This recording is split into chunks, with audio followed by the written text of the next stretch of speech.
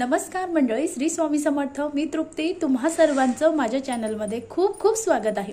बघा मंडळी, उद्या 31 मार्चला असं खास आहे कारण उद्या आपल्या स्वामी महाराजांचा प्रगट दिन आहे. अनेक जण न चुकता अगदी अक्कलकोटला आजपासून गेलेले आहेत, म्हणजे उद्या सकाळी महाराजांचं दर्शन व्हावं. आता अनेकांच्या नशिबात नसतं. अनेक जण न चुकता अक्कलकोटला दरवर्षी प्रगट दिनानिमित्त जात असतात. ज्याला शक्य आहे ते जाऊ शकतो, नसेल तर आपल्याला काही घरी सेवा करायची आहे. आता अनेक जण महाराजांची न चुकता सेवा करत असतो, कारण प्रत्येकाला माहिती आहे मी जेव्हा संकटात असतो त्या संकटामध्ये कुणी आपली साथ देणार नाही, पण स्वतः महाराज आपल्या संकटामध्ये आपल्या पाठीशी खंबीरपणे उभे असतात आणि आपल्याला सांगत असतात, भिवू नकोस, मी तुझ्या पाठीशी आहे. असंच मग आपल्याला घरी काही सेवा करायची आहे. त्या सेवा कोणत्या आज मी याच तुम्हाला व्हिडिओमध्ये सांगणार आहे. त्यापूर्वी आपण जर माझ्या चॅनलला नवीन असाल तर चॅनलला सबस्क्राईब करा आणि हा व्हिडिओ जास्तीत जास्त लोकांपर्यंत नक्की शेअर करा. बघा मंडळी, 31 मार्चला सकाळी आपल्याला लवकर उठायचं आहे.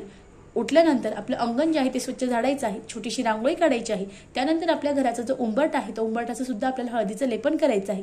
शक्य नसेल तर स्वच्छ पाण्याने पुसून घ्या.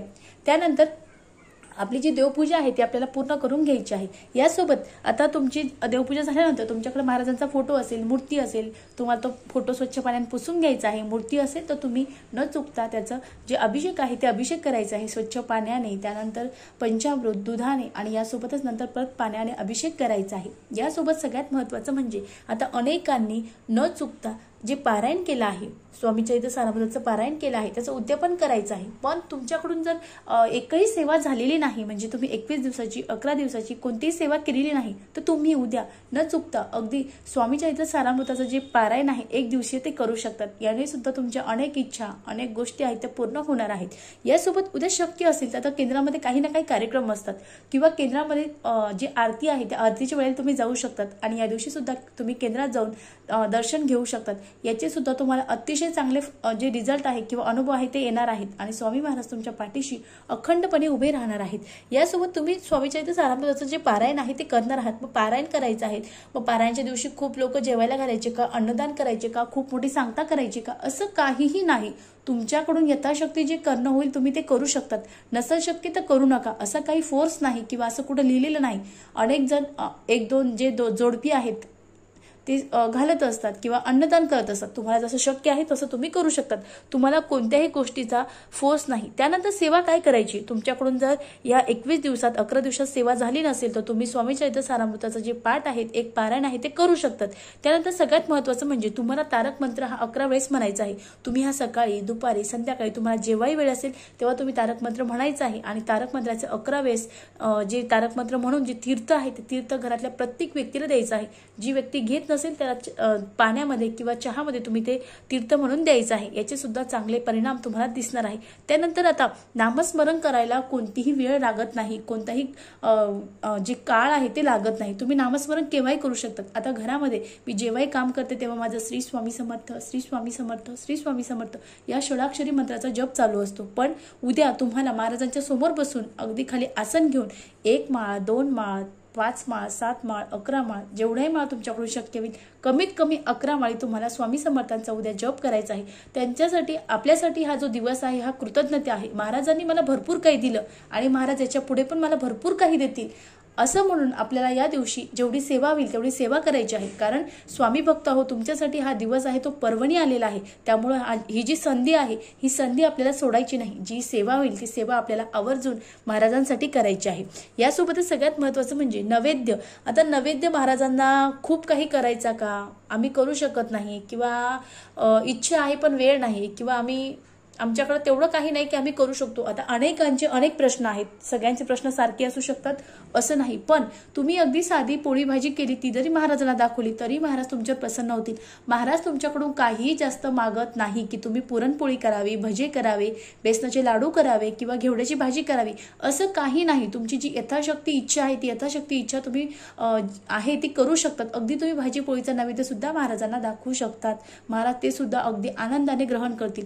महाराजांना तुमच्याकडून फक्त सेवा म्हणजे नामस्मरण, त्यासोबत स्वामीचरित्र सारामृताचं पठण, यासोबत तारक मंत्राचं पठण हेच अवश्य आहे। तुम्ही महाराजांना जरी सोन्याचा टोप घातला तरी महाराज त्याच्या सोन्याच्या टोप जो आहे त्याच्यासाठी तुम्हाला कधीही मागणार नाही, पण सेवा तुम्ही अखंड करा। स्वामी महाराज तुमच्यावर लवकरात लवकर खुश होतील आणि तुमची जी इच्छा आहे ती इच्छा पूर्ण करतील।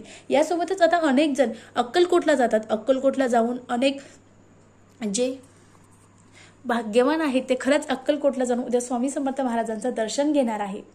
आता आपल्याकडून जर अक्कलकोटला जाणं होत नाही तर आजूबाजूला कुठेतरी मंदिर असतात, मठ असतात, तुम्ही तिथे जाऊन दान धर्म करू शकतात। अगदी तुम्ही पाण्याचं जरी वाटप केलं तरीही चालेल, असं काही नाही की अन्नदानच करायचं। तुमच्याकडून यथाशक्ती जे होईल तुम्ही फळं दान करू शकतात, पाणी दान करू शकतात, जेही तुम्हाला शक्य आहे ते तुम्ही दान करू शकतात। यासोबतच सगळ्यात महत्त्वाचं म्हणजे आपली जी कर्म आहे ती आपल्याला चांगली ठेवायची आहे। म्हणजे या प्रकट दिनाच्या दिवशी आपल्याला चुकूनही जी कर्म आहे ती चुकूनही वाईट बोलायचं नाही, कुणाचा अपमान करायचा नाही, आपल्यापेक्षा जेही मोठे आहेत त्यांचा आपल्याला आदर करायचा आहे। आता स्वामी महाराजांची सेवा मी खूप करतो पण तरीही मला फळ भेटत नाही। अहो तुमची जे कर्म आहे ते काही चुकतात का? ती जर चुकत असेल तर स्वामी महाराज तुमच्यावर कधीही प्रसन्न होणार नाही। त्यामुळे तुमची जी कर्म आहे ती कर्म तुम्हाला चांगले ठेवायची आहे आणि त्याचं फळ स्वामी महाराज तुम्हाला नक्कीच चांगलं देणार आहे। यासोबत तुम्हाला तुमच्याकडून जेही दान करता येईल यथाशक्ती ते दान तुम्हाला करायचं आहे। मी फोर्स करत नाही, तुम्हाला शक्य असेल तर अवश्य दान करा। त्यानंतर सगळ्यात महत्त्वाचं म्हणजे आपल्याला आता अनेकांना वाटतं की मी खूप सेवा केली, माझ्याकडून 21 दिवसाची सेवा झाली, 11 दिवसाची सेवा झाली, 7 दिवसाची, 5 दिवसाची, 3 दिवसाची, 1 दिवसाची, पण अचानक आमचा मासिक धर्म आला, मग काय करावं? आम्ही सेवा करावी का? चालतं, असं काही नाही।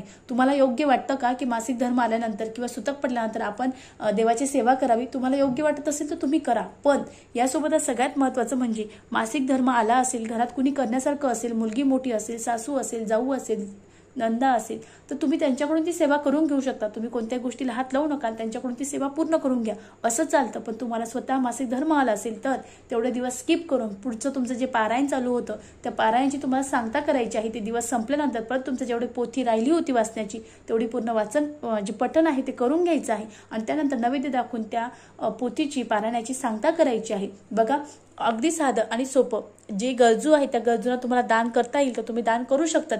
अगदी आपण जेव्हा बाहेर जातो सिग्नलवर जे गरीब छोटे छोटे मुलं असतात त्यांना तुम्ही जीही वस्तू त्यांना गरजेची आहे ती वस्तू दान करू शकतात। अगदी अन्नदान, वडापाव, आता नाही आपण घरना पैसे देण्याच्या ऐवजी जर तुम्ही साईडला त्यांना नेलं, त्यांना वडापाव किंवा खाण्याच्या काही वस्तू घेऊन दिल्या किंवा केळी घेऊन दिल्या, यावेळी सुद्धा स्वामी महाराज जे आहेत ते आपल्यावर प्रसन्न होणार आहेत आणि आपली जी कर्म आहेत ही कर्म आपण चांगली करतो, चांगल्या कर्माचं फळ चांगलंच भेटत असतं आणि वाईट कर्माचं फळ हे आज ना उद्या आपल्या समोर येत असतं।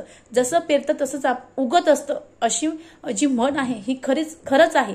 त्यामुळे शक्य असेल तर चांगले कर्म करा, स्वामी महाराज नक्कीच तुमच्या पाठीशी उभे राहतील। अगदी साध्या सोप्या सेवा आहेत, अवश्य कराव्या।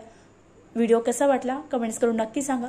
सर्व स्वामी भक्तांना प्रगट दिनाच्या खूप खूप शुभेच्छा। तुमच्या सर्व इच्छा पूर्ण हो हीच मी स्वामींच्या चरणी प्रार्थना करते। परत भेटू एका नवीन व्हिडिओमध्ये। श्री स्वामी समर्थ। धन्यवाद।